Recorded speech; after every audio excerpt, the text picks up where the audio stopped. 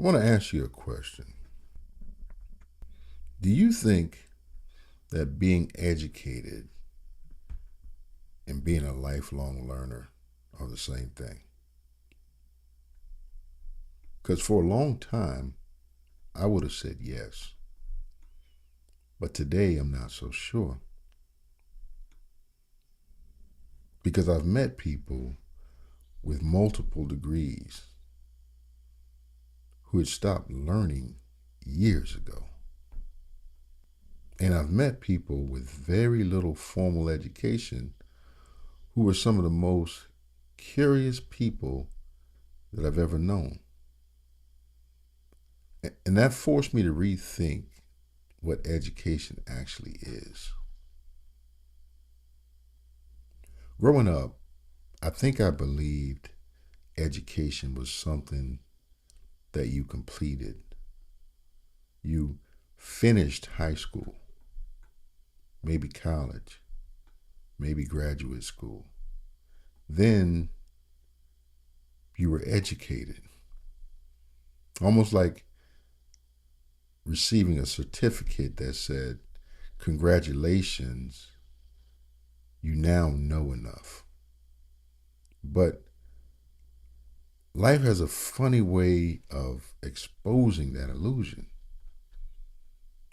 The more responsibilities I took on, the more I realized how much I still needed to learn. Marriage taught me things school never could. Business taught me different lessons. Parenthood taught me even more.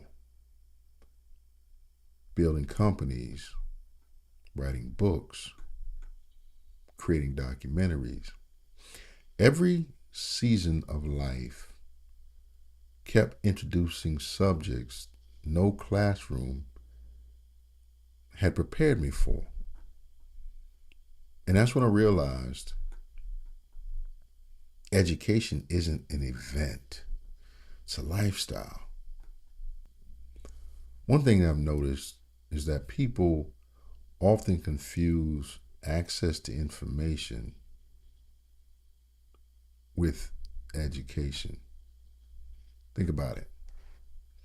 We can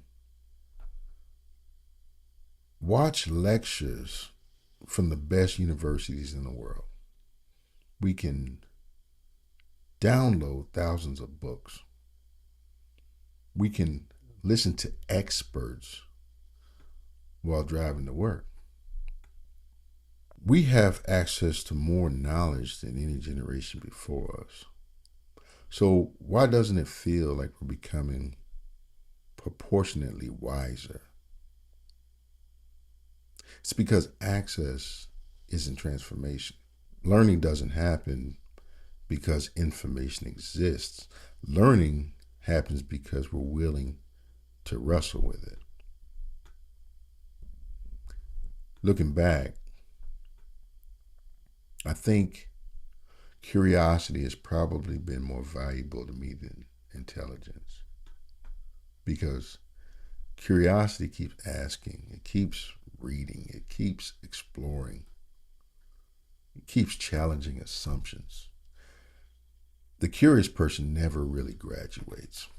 They're always becoming.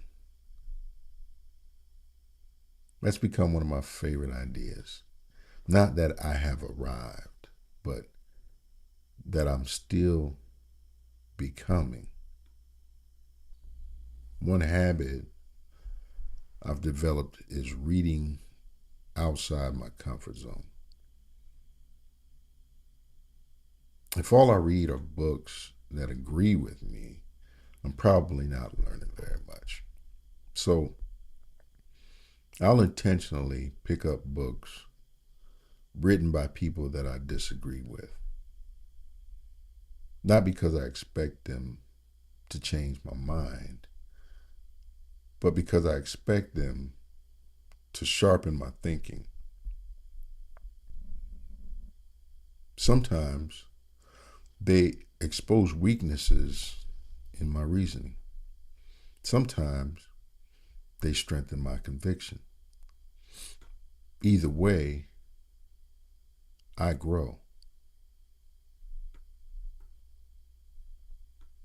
Here's something I didn't expect. The more I learn, the more respect I have for people who dedicate their lives to mastering a subject. Not because I assume that they're always right, but because I've experienced how difficult genuine understanding really is. It's easy to have opinions, it's much harder to earn them. That information has made me slower to dismiss the experts while also remembering that expertise should never replace investigation. Respect expertise, but don't outsource your thinking.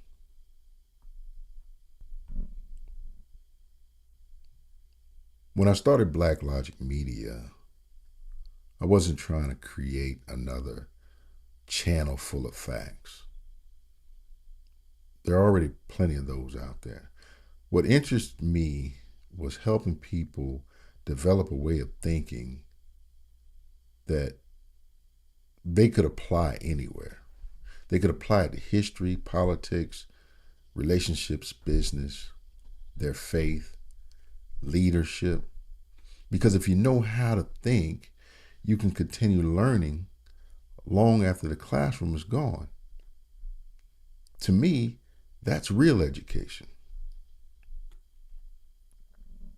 So here's something that I would encourage you to do this month.